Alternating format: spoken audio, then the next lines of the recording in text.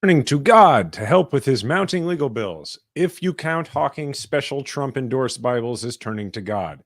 A lot going on in the Trump legal world, and we'll get into it. SCOTUS heard arguments about outlawing the abortion pill. We'll talk about how the politics of actually for real threatening to cut off all access to abortion is going to play out in November. You too could have been RFK Jr.'s running mate for just $4 million. Anthony Scaramucci was White House press secretary longer than Ronna McDaniel was under contract at NBC. Is this left-wing media bias or mainstream anti-insurrectionist bias? Welcome back to the podcast for the 54% of Americans who vote for progress in every election and want to convince their conservative friends and family members to join our majority. This is Majority 54. Well, okay, I don't think this clip needs any introduction. Let's just go straight to it. I'm proud to be partnering with my very good friend Lee Greenwood, who doesn't love his song, God Bless the USA, in connection with promoting the God Bless the USA Bible. What can we do? Stand up, speak out, and pray that God will bless America again. I'm proud to endorse and encourage you to get this Bible. We must make America pray again. And I think you all should get a copy of God Bless the USA Bible now and help spread our Christian values with others. There you have it. I mean, this is a man who's very comfortable with his religion, don't you think, Jason? I mean, yeah, clearly, and his religion is Trump. Like, he's so uncomfortable. By the way he's holding it, he's like holding it and leaning in. He's like, and please get. It's like it's a posture I've never seen from him before. Yeah, he's label out. Yeah, it's label out on the Bible. So okay, let's, for anybody who doesn't know, this Trump Bible is got in it. I think they took some stuff out, maybe, but it's got in it the Declaration of Independence. It's got the Constitution. It's got Lee Greenwood's song "God Bless America," and also the Bible. And it's how much. If he wasn't a threat to humanity, it would be so funny. Like, yeah. It's like a Will Ferrell character from Eastbound and Down or something. But unfortunately, this guy is running for president now. I wish I could get my hands on a copy of that without in any way contributing to his campaign, like stumbling upon it or something. Because I do feel like it's like a piece of it's American history. Yeah, it'd be a good thing to keep in your house and then carve out the middle to hide something like a spy. It is gun. It's $60. So it's $60. What do you think? No, the Jason, margin it's $59.99. Yes, right. Thank you. Sorry. Yeah. It's $59.99. And clearly, the idea here is to pay for the legal bills. Do you have we don't know, but I wonder what the margin is. I mean, a book like that, the margin's got to be 80% on this thing. $60 for a Bible. I mean, it looks like it's got a nice little leather, let's say pleather, because this is Trump we're talking about here. Yeah, I do think it would be interesting to see. I think it's what did he say? It's like some kind of American themed whatever. I wonder if this one's made in China too, like some of his other merchandise has been. A good chance, but so yeah, it is. The idea is we're merging, Trumpism with Christianity here, which is something they've been attempting to do for a while. There's a longer, the longer video. He ad-libs several things like that we've heard him say before, like, it's my favorite book, and it's a great book, and also, he just keeps saying America is going to pray again when I'm president. I mean, it goes. What was the Bible verse he outed himself on? I was talking to Tim Alberta from Politico about this, where it was like something Corinthians, like he said it in a way that made it clear that he had never read the Bible before. I forget the way he did the numbering. I can't remember. There's no question Donald Trump has never read the Bible. What name? Like, I'd be interested if somebody could name 2 books that Donald Trump. How many read. commandments? We should do that at some point. Yeah, just look through the commandments and say how many has he broken. I mean, some of them are weird, but he's a weird guy. So I actually think like he's probably. I can name it. I can think of at least 4 off the top of my head. Yeah. To our knowledge, he has not killed anyone. Yeah. I mean, I wouldn't be shocked. No. I mean, obviously he didn't. I mean, he would have somebody else do it. But okay. In slightly more substantive news, the New York Appellate Division has ruled that Trump can post 175 million instead of 464 million. This is a panel of 5 judges, and they gave him 10 days to come up with this. So this is a significantly more reasonable sum. I mean, to mere mortals like you or I, this would still be way too much. But it is fascinating that New York decided to do this.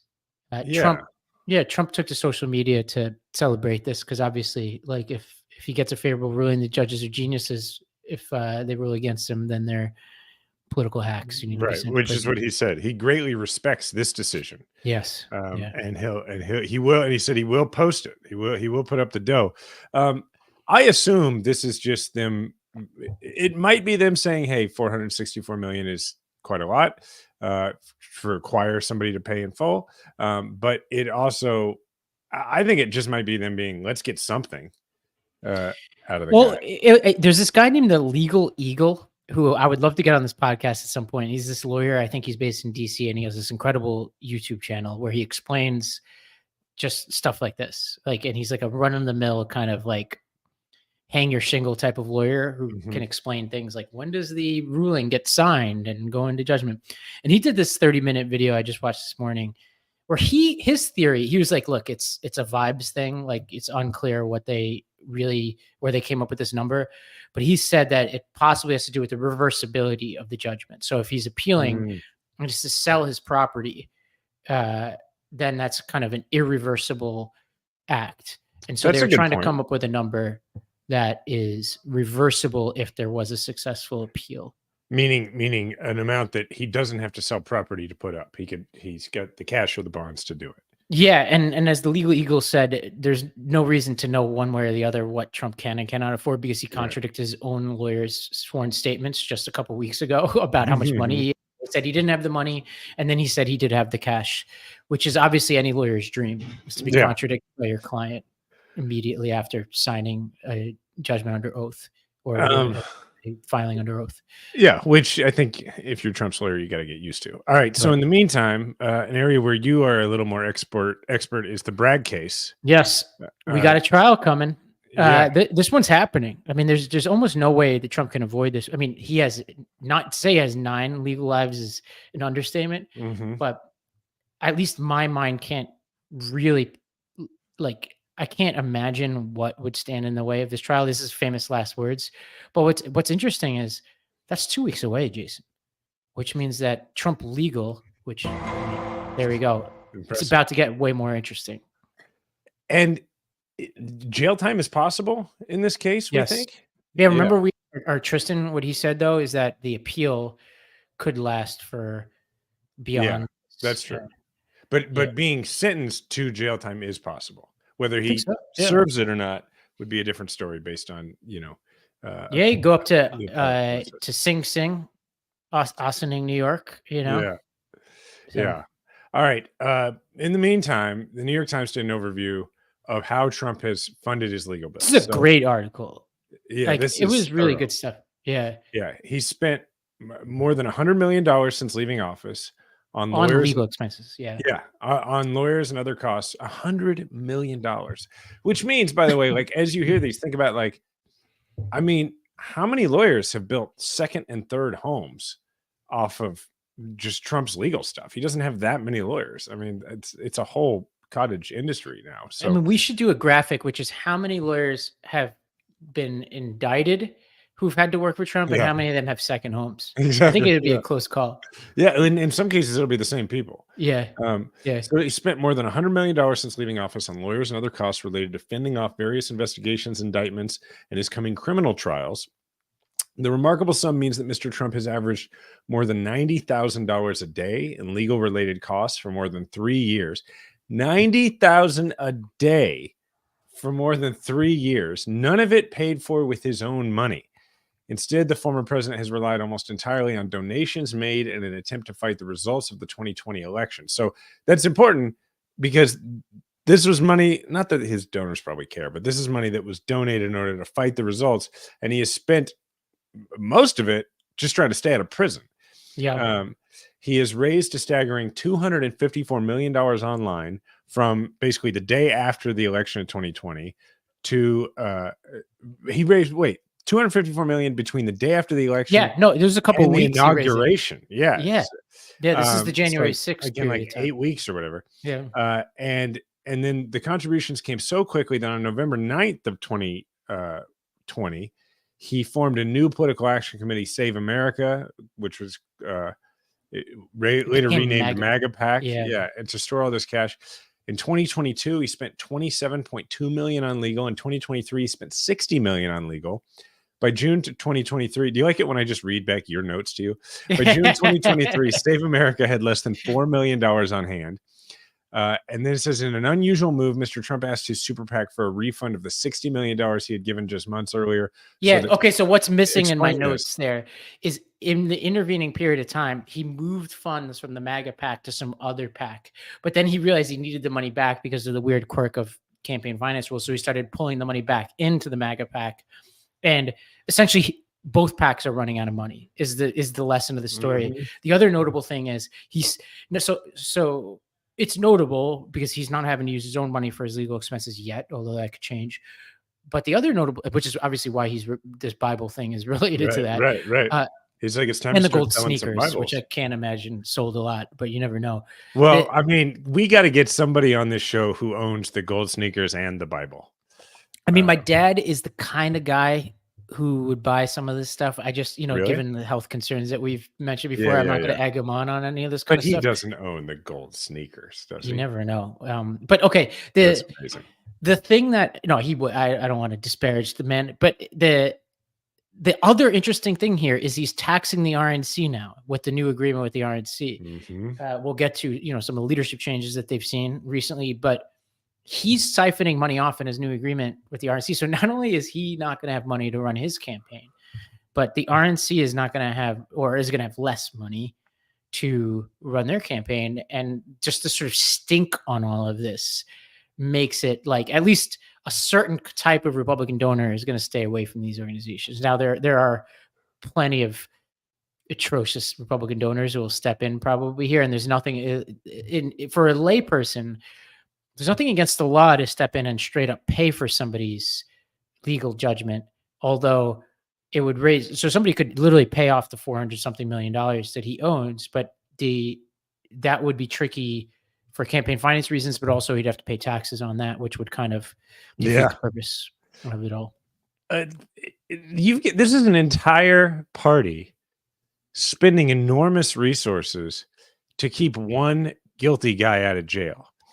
It's like the karma opposite of the plot of The Martian, where multiple countries around the world use their entire space programs to rescue one guy who is lost on Mars. Right. It's actually, if you take a step back, it's actually unbelievable what he's been able to accomplish. Like he's got 40% of the country just at his whim, just keeping him out of prison. And basically, turning an entire political party into a personality cult. And believing that keeping him out of prison is some sort of political victory. Yeah, it's in their personal interest. Exactly. Yeah. It's quite a magic trick. Yeah. Wow. Okay. All right. Well, I mean, that's what's going on in Trump legal. I mean, I don't think we missed anything. Basically, he's got a trial starting and there is one other thing actually, which is, which I don't have a clip for or anything, but I guess in the last few days, his social media company has merged with another company, which has vastly increased the value of it. Now, this was reported. Oh, here we are with the graphic. Good job. So this has been reported as Trump now is like on the list of 500 richest people in the world. And I guess that's true because he owns so much stock in this. So he has the value of it, but he doesn't have that kind of cash. Yeah. But the thing is, the valuation of this stock is it's something like 600 times revenue. And it's like, so something weird is going on with this. And this guy, Jeff Yass, is the biggest investor in the company that basically did the SPAC or whatever. Now, this is notable because Jeff Yass is a significant shareholder. TikTok guy. Yeah, in ByteDance. And so I don't know, Jason. It's possible that Trump's about face on the TikTok issue could have something to do You think? with his financial relationship with this guy, Jeff Yes. Yeah. Okay. What is Salty saying here? That there's a $10 billion valuation on $3 million in revenue with a Yeah, $50 there you million go. loss. Yeah. That's, I mean, I'm not a financial wizard, but that is some shady math. So this Dude, was these initially are reported as infinitely now better, Trump is rich again. infinitely better ratios than you would get on the sort of Magnificent Seven stocks that are like blue chip technology companies. Right. I mean, and then, the stock, I saw that the stock symbol is DJT. So it just makes me feel like this initial surge is a lot of Trump people being like, I'll buy some of that stock. I mean, it's his initials. It's just this is a sign of the apocalypse. I will say the guy has always said his brand is worth a lot of money. Apparently in this case, at least in the short term, it is worth a lot of money. That is literally just his brand. Yeah. Well, let's anyway, that potentially assuages some of his financial concerns, but really not, because it's not liquid. He'd have to sell it. And I was thinking about this. He's locked up, but his board is basically like, I don't know, like Sean Spicer or whatever. It's not actually Sean Spicer. It's people like that. It's like his kids and some randoms like that. Yeah, but like people. If he sells it, it craters, because if the guy who started, if all of a sudden he sells it all off, unless he makes a show of saying like, well, for appearances, to avoid any appearance of impropriety, I've got to sell it all, like he's got to do something like that. So, let's talk about quickly the Supreme Court. So yesterday, they had a hearing on this birth control, not birth control, this sort of abortion pills case. And, all reporting seems to point that they're pretty skeptical of the arguments trying to ban these pills, which I don't know if there's much to talk about here other than that seems like welcome development. Yeah. So, okay. The government and the drug company, during the oral arguments, going back to your notes, makes the Medicaid, their argument is about, so the government and the drug company are emphasizing the safety of the drug, right? But then Erin Hawley, who, if that name sounds familiar to people, that's because that's Josh Hawley's wife. She's the lawyer for the Alliance for Hippocratic Medicine. Her argument is that the abortion pill is dangerous, even though multiple studies have shown it to be overwhelmingly safe. She says that if complications emerge from medication abortions, anti-abortion doctors are forced to choose between helping a woman with a life-threatening condition and violating their conscience. So here's the thing about this, is that interestingly to me, this is interesting because this is the legal argument is beginning to mirror the political argument in that it is so troubled and disingenuous. The political argument that the Republicans have been having to make on abortion ever since the Dobbs decision has been this very different argument than they made before, because now they found themselves in reality, right? Before it was easy. Like they just argued, abortion is murder, et cetera, and they never had to deal with the consequences of abortion actually being banned. And so as a result, like they have to live in this murky world where they're, well, maybe a 15-week ban, maybe a 16-week. Oh, well, we're not going to call it that. We're going to call it a mandatory minimum waiting period, whatever they call it, right? And which is a ban. And so now they're going into court, and instead of saying, look, this should be illegal, it should be illegal for states to make this illegal, simply on the law of Dobbs. But they can't make that argument because they don't think they can win with that argument. And so they have to make these arguments about safety. And I think that the problem they're running into is that the justices are not unlike the rest of, I mean, look, these justices, most of them are just Republican politicians. And so they're not unlike Republican politicians right now who are like the dog that caught the car, who are going, oh, wait, we actually did the thing we said we were going to do with Roe. And people seem very, very frustrated and unhappy about it.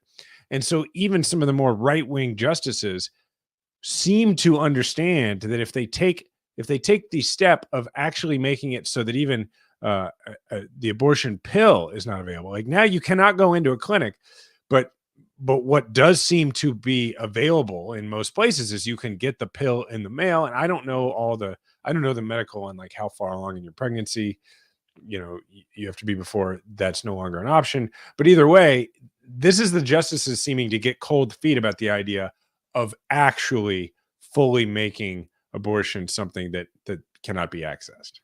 Yeah, and I think this is anytime we're interpreting Supreme Court justices. In this case, we don't even have an opinion yet, but assuming that they do allow these pills to move forward and continue, it's always like, well, okay, how cynical are you about the court when you're interpreting it? And I would say I am a 10 out of 10 level of cynicism about this court.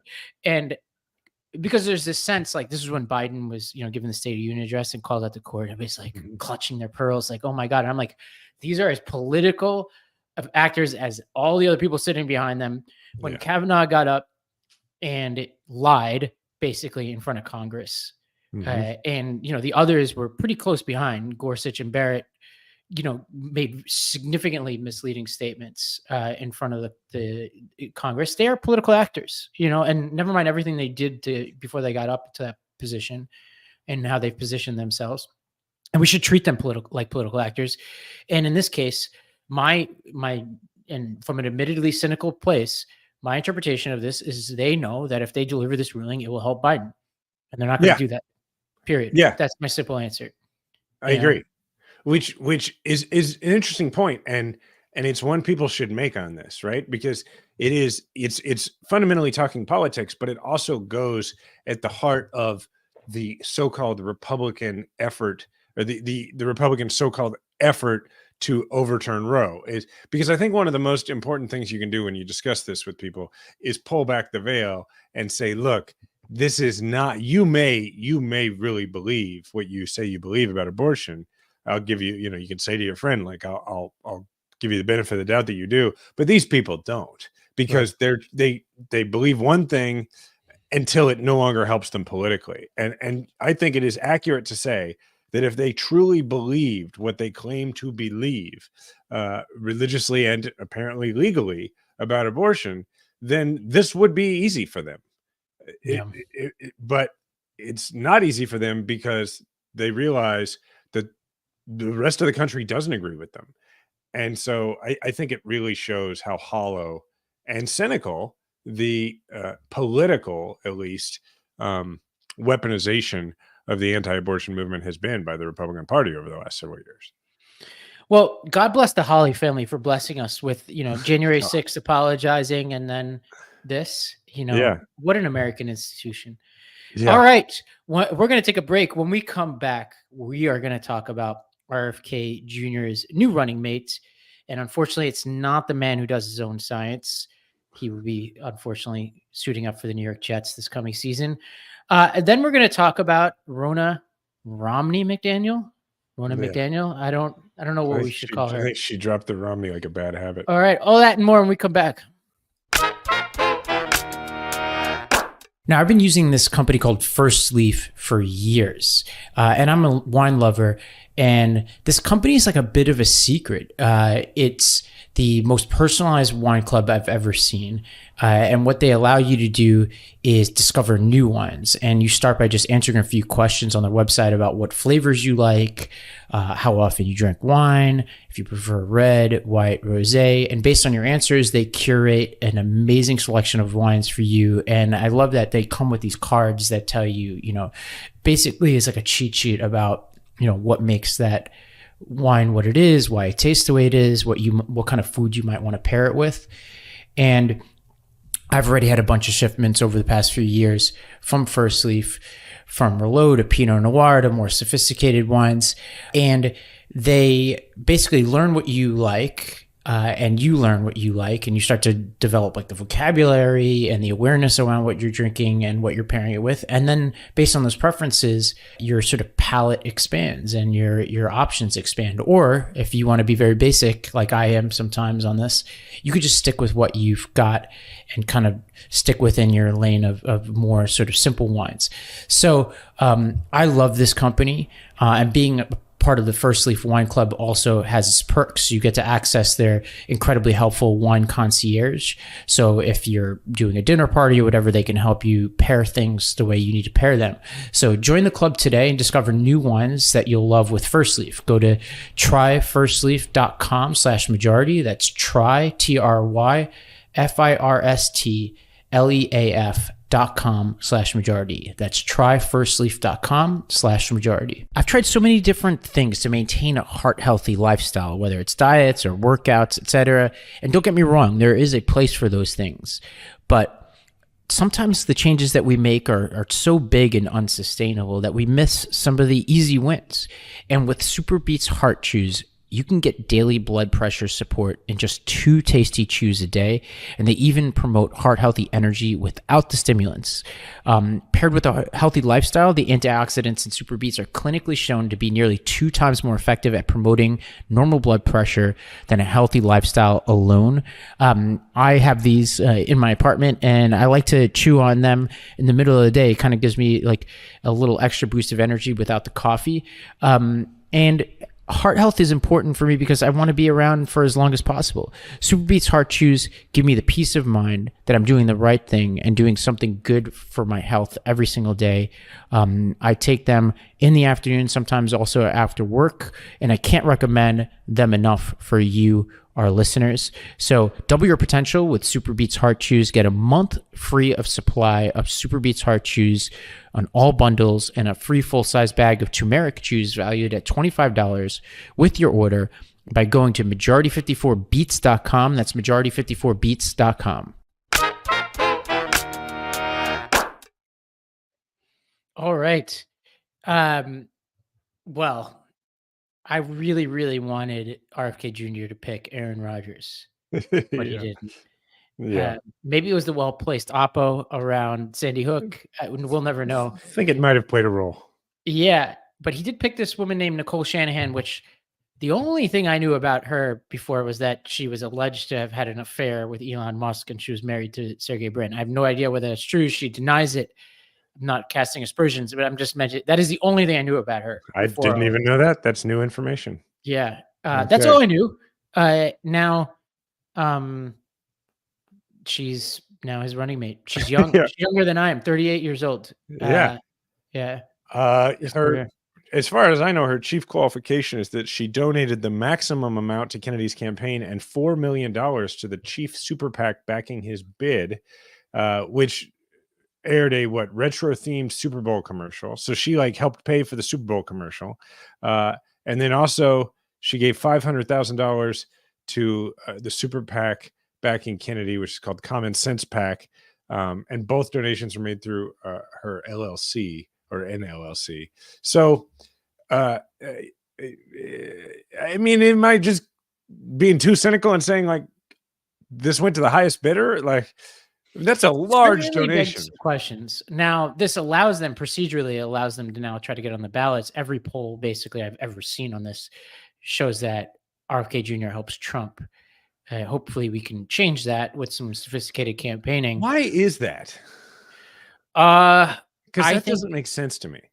I think there are a few things. I think we have more soft support on the edges of our coalition than the Republicans do, unfortunately. Low information voters, and I think particularly people who are prone to sort of a certain kind of populist anti-pharmaceutical type of argument, and also people who hear RFK Jr. and are oh, a Kennedy. But I'll read you from this article from Politico, and we can dissect what this means. Shanahan said she's passionate about fighting chronic disease in the U.S. by eliminating toxins in food and water and electromagnetic pollution, as well as doing different studies on pharmaceuticals and vaccines. Different studies on pharmaceuticals and vaccines, huh? Wonder what you mean by that.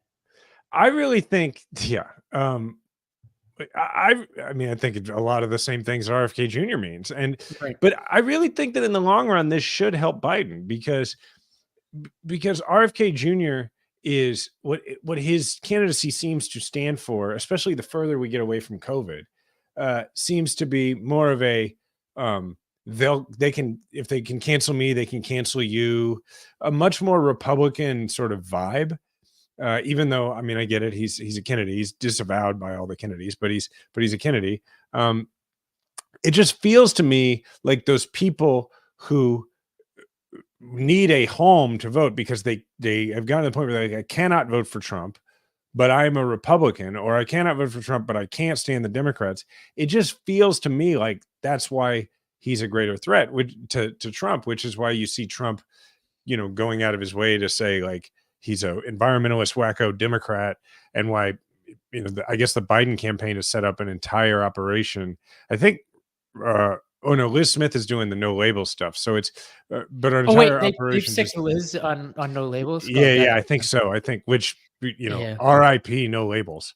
I my would God. say, but so yeah, that's it just feels to me like in the long run, I would really think that if RFK Jr. gets any traction, it's going to hurt Trump, because there are a lot of people who don't want to vote Democratic, but also still don't want to be a Trump voter. Yeah, I almost think there are some ads on behalf of RFK Jr. that we could be, given that we have this cash advantage, right? I think should be some sophisticated message testing where there could be things that are like meant to be quote unquote an attack on RFK Jr. These types of ads, but they're actually buttressing with sort of key MAGA constituents. And, he's got a lot in his record that I think would suggest such a thing. And so hopefully we could build that up, just asking questions. Asking questions. We're just asking questions. Is he too conservative for Arizona? Yeah. That kind of thing. Look, electromagnetic waves, 5G, vaccines, GMOs, like we got to get out there, The reason that this strikes me this way is because when I think about people who would want to vote for RFK Jr., I think about a lot of them as people who are like, they're listening to Joe Rogan, they're doing those things. And I just don't look at those folks and go, oh, well, obviously they're prone to vote for Biden. Like if RFK Jr. is not in the race, they're voting for Biden, not Trump. I think it's like a home for people who are like, I don't know if I'm going to vote. Yeah. But if I do, I'd probably vote for Trump. That's based on no science, no polling. But then again, polling is so worthless at the moment anyway. How reliable can it be testing something this hard to test?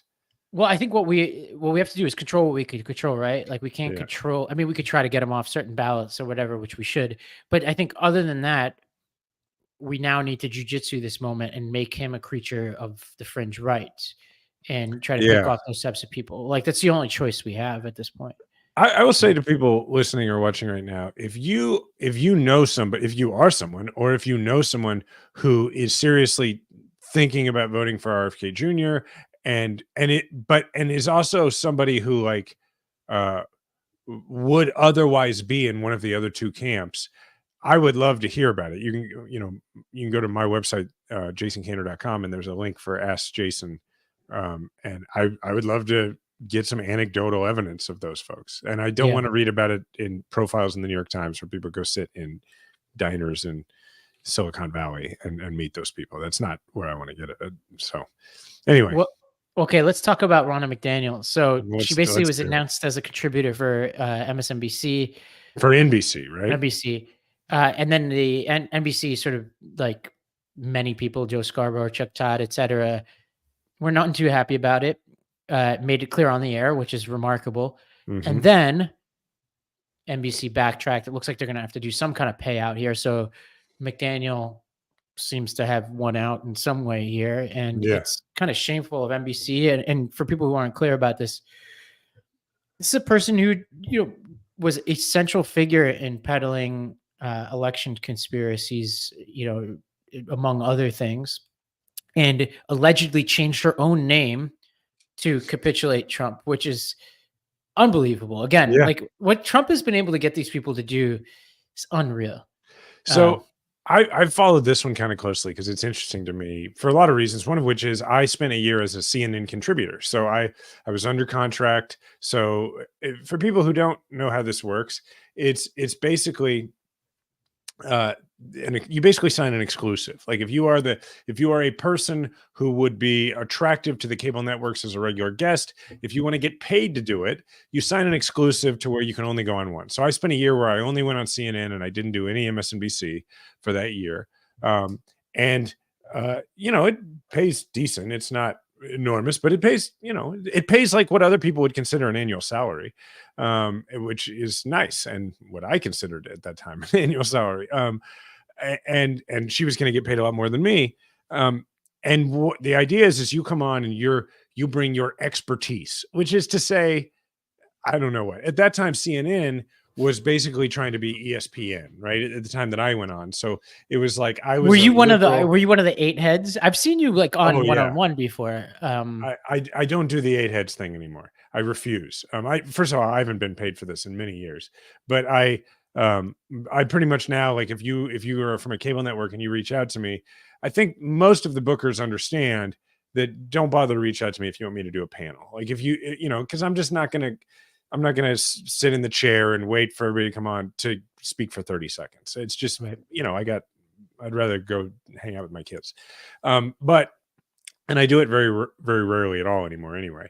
But when I was doing it, I would oftentimes, particularly on Don Lemon's show, it'd be me and like 7 other people, and it was difficult. And back then it was pre-COVID where you had to like go downtown to a studio and there was a makeup person and you might speak for 2.5 minutes at most. And it was 3 hours out of your day.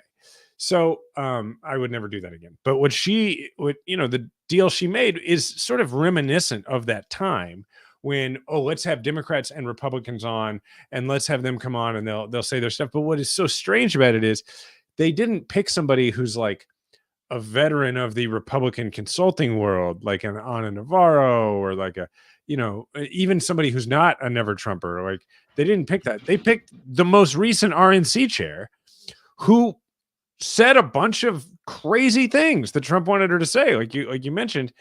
And what I found really interesting about this is 2 things. One, MSNBC clearly has, and the hosts there have a lot more power over the larger NBC than it turns out the most powerful hosts at Fox News had over the larger Fox. Because if you look at what happened when people like Tucker Carlson and others spoke out and went off the reservation, they weren't around that much longer. Look at Megyn Kelly, people like that. But when it comes to Maddow and Scarborough and even Chuck Todd, who I guess is sort of a YOLO point in his career anyway, they did this stuff and NBC listened.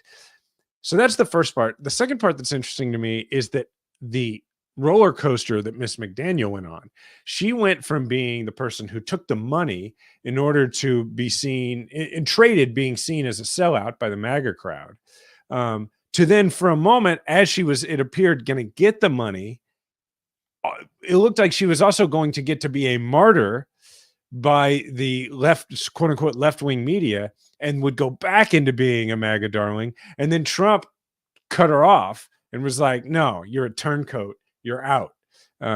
His tweet here, she got fired by fake news. She only lasted 2 days. And this after she went out of her way to say what they wanted to hear. It leaves her in a strange place. It's called Never Neverland in all caps, which is really all you need to know, that he's basically like, she's persona non grata now. Nobody talk to her. We're gonna create social isolation and alienation for her. And so anyway, I found all that rather interesting. Yeah, the one thing I count on for Trump though is he does have a short memory. I could see her back in his good graces at some point. I mean, it's part of it. She could be his running mate. It's part of his sociopathic nature is that his unique flavor of it allows him to, he's like a goldfish.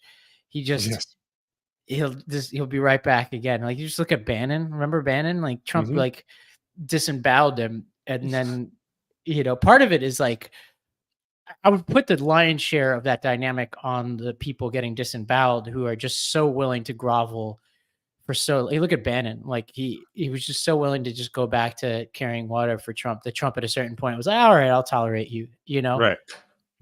It's amazing. Well, okay. We're setting records today. You want to do one for us? You were in Vegas. I don't know why, but you ran into all my friends in Vegas. Yeah. How did that happen? Well, before I do that, let me do a quick grab an oar, which is our friend Stephen Weber, who people have heard on this show before, and is the former chair of the Missouri Democratic Party and a Marine, and one of my closest friends, is currently running for the state Senate in Missouri. What Stephen is doing, he's running in the 19th state Senate district, which represents Columbia, Missouri, which is where the University of Missouri is. It's Boone County, and it is an important race even before what I'm about to lay out. It's an important race because it is the first opportunity in many, many years, I think like over a decade, for Democrats in Missouri to actually turn a seat from red to blue. And yesterday he got an opponent in that race. And that opponent is now the Republican nominee to run against him. This is a seat, by the way, that, as I mentioned, is currently held by a Republican who is term limited. So this is a Republican seat that Stephen has a great chance to take back. And let me tell you about the dude who he's running against. This is Chuck Basie, who is a former member of the Missouri State House. He has been elected by the folks in mid-Missouri before, within the Senate district. Now, let me give you a sampling of who Chuck Basie is. We can put this up on the screen. Thank you, Jeremy. Chuck Basie is a guy who here's some of the things he said on the internet before. He commented to somebody and he said, "You and the F word obviously don't know anything about me, but if I ever see either of you, bad word for a woman's vagina in public, you'll find out." So he's threatening violence. Here's one where this is an email to I think Stephen or one of Stephen's friends. It says, "What has this crybaby fuckwad been doing since his ass kicking in the 2016 election?" And then he says, "Fuck you, dipshit. Tell Stephen's boyfriend hello. Yes, I know he likes boys." There are two themes to the things he says about Stephen. There's more here. I really am starting to get I'm blushing as I read these, so I'm not going to keep reading them, but I'll summarize them, which is Chuck Basie does two things when he attacks Stephen Weber. One, he claims that Stephen Weber never actually served in the Marine Corps. Stephen served 2 tours in Iraq, including leading an infantry squad of Marines in combat in Fallujah. But Chuck just is like, no, he was never in. I mean, they're basic MAGA conspiracy theory stuff. He was never in the Marines. He's lied about it. That's what Chuck says. And Chuck is adamant that Stephen is gay. Now, to Stephen's credit, Stephen has just completely ignored pretty much all of this. And even when Chuck emails him harassing things, claiming that Stephen is gay, Stephen won't do so much as say, "No, I'm not." He's just like, "Whatever, man. I'm not going into that world," which I think speaks well of Stephen, right? That he's not going to further stigmatize things. Yeah, for the audience, if it isn't clear what you're saying that he doesn't want to buy into this premise that calling somebody gay is an insult. Exactly. Yes. Thank you for helping me sound more helping me with what I'm trying to say. And then you got Chuck Basie, who is running to replace a term-limited Republican in a Republican seat, but Stephen really can beat him. And, look, it's a state Senate race in mid-Missouri, but Stephen Weber is one of my best friends in the world. Anybody who's read Invisible Storm, for instance, knows the role that Stephen has played in my life. And I hope people will go to Weber for Boone, and Boone is Boone. That's the county. Weber is with 2 B's, weberforboone.com, and find out more about Stephen and make a donation. I think it would be cool if the majority 54 world just decided that the kind of stuff that Chuck Basie is spewing doesn't belong in government anywhere, particularly in my state. So that's my grab and oar. But yes, you were asking about Vegas. Yeah, what were you doing out there? So my friend Abe Rakov, who ran my campaigns and is one of my best friends, had a bachelor party, but it wasn't a real bachelor party because Abe got married a few months ago. And it was really what Abe does every year is he goes to Vegas not every year, but a lot of years during March Madness, and he just sits and watches basketball in Vegas. Honestly, I don't really enjoy that part of it. I don't do Vegas really. Yeah. It's not something I've ever really gotten down with, but I love Abe. So me and a few friends, it was sort of a little bit of a campaign reunion. We went there and I ran in to Jamie and Sujit because there was a restaurant in this one casino we were supposed to go to, and I was lost. I couldn't find it. And then I hear Jason. I turn around and those guys are there. And I hung out with them for a minute, and then they directed me the right place. I told them, I was like, let's just take a picture and send it to Ravi with no explanation. Well, you're probably wondering why all of my closest friends, because there's like so many more who were there, are in one place and I'm not there. The sort of background there is they've been doing this trip for, I think, since 2004. Yeah, it's like it was a bunch of Obama people or too. 2006. Yeah. Marlon Marshall, Adisu, all these people. Yeah. And it's the last time I went on this trip, George W. Bush was president. But to their credit, they continue to invite me every year. And the reasons why I don't go are twofold. One is I feel the same way about Vegas that you do, and number two is I hate group trips. You know Really? me, I'm like a creature of my own Yeah, I of can see habit. you hating that. It should show you, what did I do during the very weekend that they're all out there and they hate this? They're going to hate everything I'm saying right now. I went to upstate New York by myself. It actually, like, it's a remarkable I have any friends. Like, that's funny. I just can't help it. Like, but it's also like, look, they understand. It's not an insult to them. It's just that, I gain energy from going upstate and writing and playing tennis, and they gain energy by seeing each other in these big groups, Well, Vegas to me is like, particularly when I've been to Vegas for work, which is mostly how I've been to Vegas. Actually, the only times I've ever been to Vegas for not work, both happened this month. I went there for a baseball tournament. You were there. Yeah, you were just there. Yeah. I went there for a baseball tournament, and I went there for this thing for Abe, which was it wasn't a bachelor party, really. It was just sitting around watching basketball and going to nice dinners. But so I've only ever been there for work. And this is like nothing against our listeners and friends in Vegas. It's just, for me, the energy that I feel when I'm in Vegas, particularly for work, is it's like the work part has ended. It's evening. And it feels very much to me like it's New Year's Eve and I don't have any plans. Yes. And I feel this immense pressure to like go party and have a good time. And in this stage of my life, I'm not that guy. Like, I was the only person on this trip who I don't really drink anymore at all. And so Salty just put in the chat, he's going to Vegas this weekend.